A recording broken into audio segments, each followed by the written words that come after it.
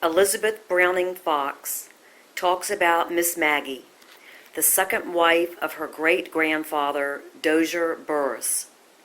Liz was interviewed February 12, 2014 by Sandi Jones Garrison. I do remember a few stories about Miss Maggie. She was quite a character. So this would have been in the 30s. In my mother's memory, when she was a little girl, she told me that Miss Maggie, they didn't have a lot of cloth. Everything, the hattress was supplied completely by ship.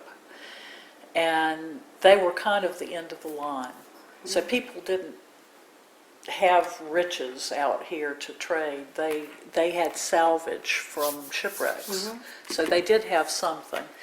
But they didn't really get a lot of bolts of cloth, and they were all very frugal. So Mama said she remembered that Miss Maggie's underwear that she'd wash and hang up always had Pillsbury's Finest across the seat, because they took the flour bags and turned them into underwear.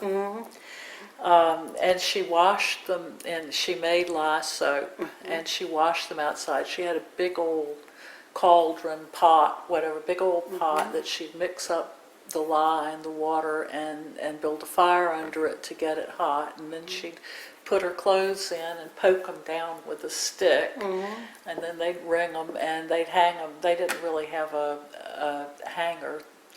They just lay them over the fig bushes to dry. And Mama said she washed her hair in that same lye soap, which turned it just sparkling white. And she said it was beautiful until one summer.